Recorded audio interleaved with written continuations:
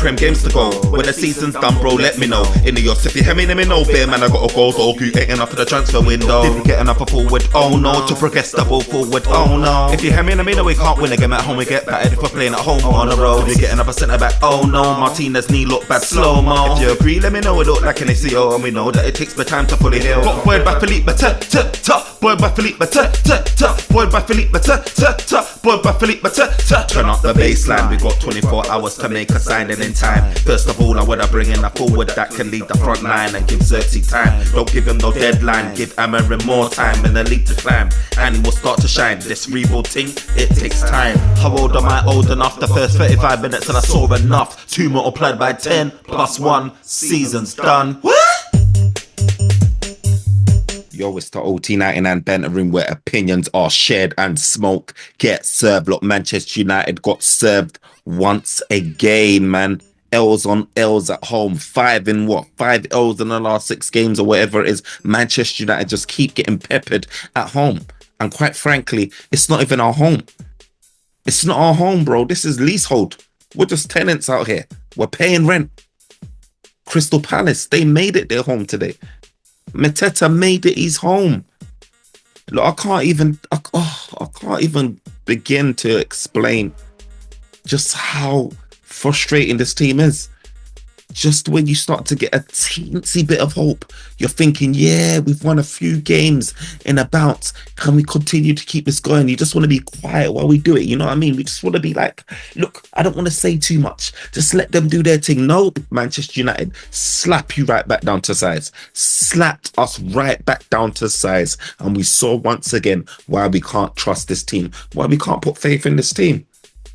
Like, this team is far from ready to be competing, to even be finishing in Europe. Talk less of top 4, like Europa League settings. Not even that. We're 13th again.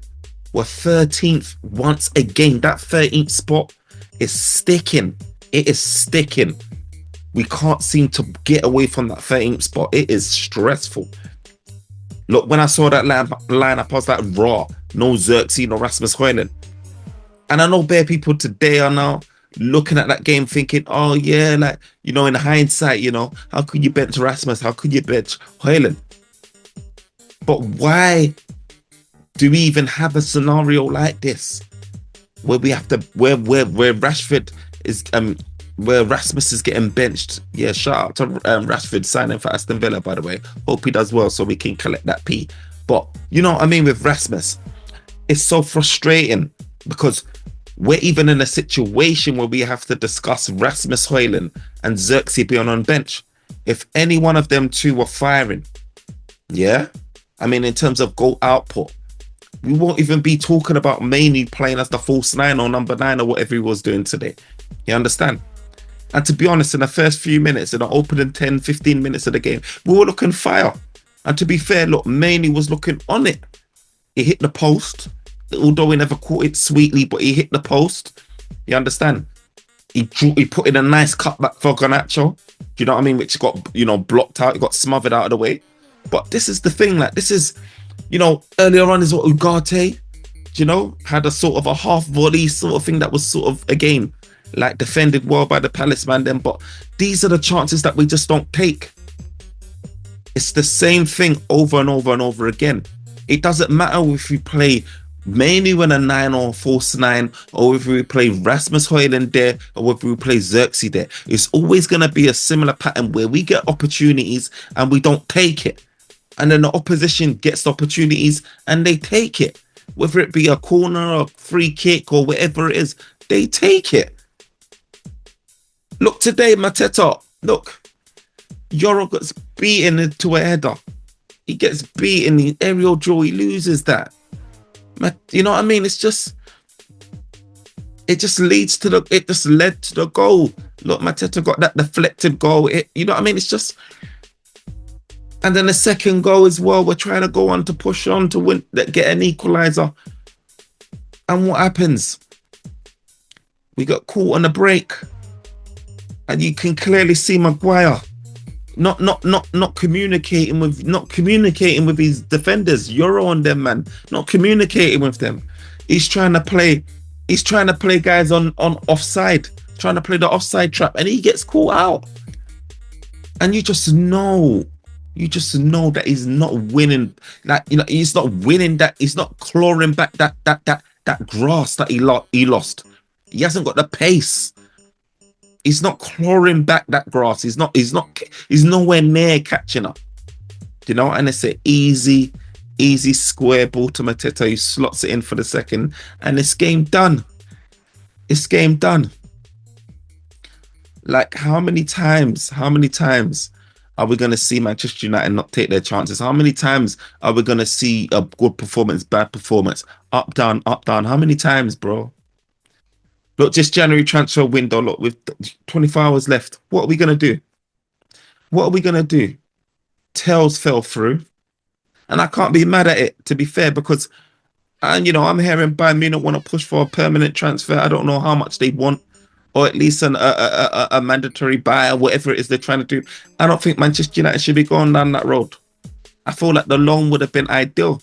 But clearly, if that's collapsed and broke down, then you know that Bayern Munich's looking for alternative options, and they're trying to probably to make it a permanent deal, and we can't afford that. Look, why would Bayern Munich be letting go of one of their top talents? He's only young, 19 years old or so. He's only young. They wouldn't be letting him go, trying to push for the sell. They at least will be saying, you know what, loan. Do you understand? They won't be pushing for the sell. To me, it doesn't seem right. If Matthias Tel was that guy, I feel like Bayern Munich are looking at him thinking, I don't think you're good enough to break through to the squad. And don't get it twisted, like, you know, yes, like they've got top talents. They got top talents. Gnabry, Sane, and all of these guys, Musiala, they got top guys. But I still don't see Bayern Munich letting go of a top talent and wanting to force us, like wanting to push for a permanent sell.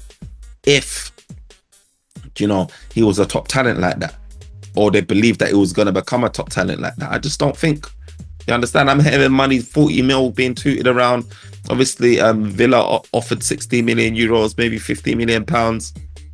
I don't know, man. I don't know. So I'm glad that Manchester United, you know, is playing his hardball pause on this deal, and you know, and we just have to move on, whether it be in Nkunku or whether it be, you know, Bailey, whoever it is. Look, we need bodies through the door, man.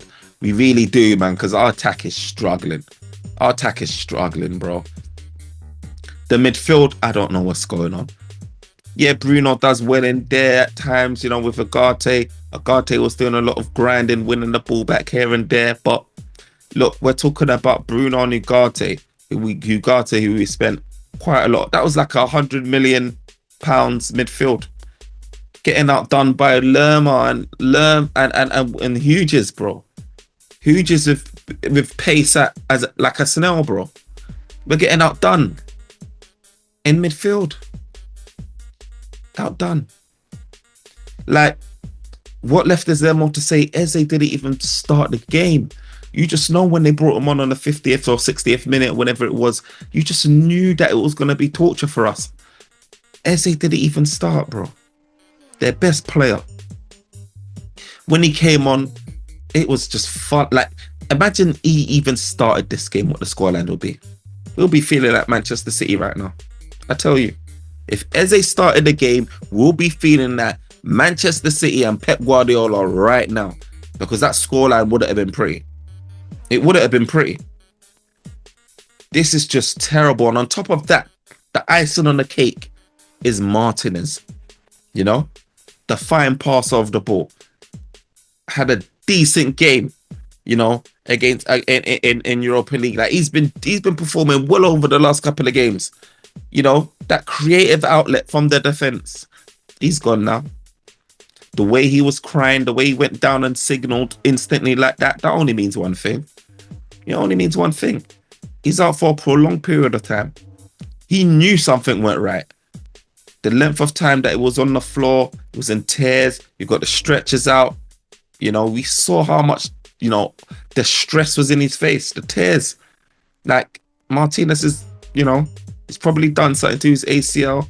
If it is, it's an issue. He's out for the rest of the season. That's like 6-9 months to heal. What are we going to do? Does our transfer priorities change? Do we need to be looking at centre back? Because at the minute it's, what we working with. What we working with. Like, I don't know, man. It just goes from bad to worse with this club. I don't know when it's gonna get better. It just goes from bad to worse, man. The fullbacks are not fullbacking. Thank God Dorgu was sitting on that bench ready. He needs to come on ASAP. Do you understand? Like, what have we got to offer? What? Rasmus Højlund comes on. What does he do? Poor touch, doesn't impact the game. We're playing as a number 10. Xerxes comes on, gives away the ball, leads to a goal. Like, what's stressful as well is because Amarim clearly don't have the tools to do his thing. Like, you've got two strikers in Xerxes and Amarim, Xerxes and Rasmus Højlund. Rasmus Højlund's not firing as a number 9. Maybe he's had a little joy in Europa League, but in the Premier League he's not. He's not firing as a 9, and he can't even play as a 10. So if he's not firing as a 9 and he can't play as a 10, he's useless for us. And we spent how much on him? 72 million. Xerxes, he does better as that target focal man, as a number 9. You can drop deep, kind of like a false 9 or 9.5. Regista, they call it, whatever you call it. But he can't play a 10. You don't really look good there. So we only got one position for him. But his output is not that great. So then he can't play there. Do you understand? And then you got Garnacho. He's supposed to be playing that inside 10 forward. But he's been looking more threatening when he's hugging the width, when he's playing out wide. He can't play in the inside 10. Ahmad, he didn't get any joy today. Obviously, his best game's been fullback. I know that. But we ain't got no attacking threat. There's the reason why we're being forced to play him as a number 10. We're being forced to. Who else is going to play there and do well?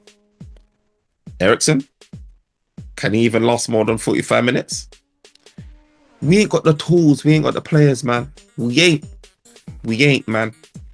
And this is the trouble with this team. This is the issues with this team. Amarim has adopted a team that is not built for his system. And Amarim right now is getting a lot of pressure, but he just ain't got a team that suits his system. Like, there's a reason why he's trying to put in deals for Quenda ahead of time. He's not trying to lose Quenda. He knows how much of a gem Quenda is to him. How important it is for this formation. Dorgu, you saw that. They went in and got Dorgu the first signing. They know why.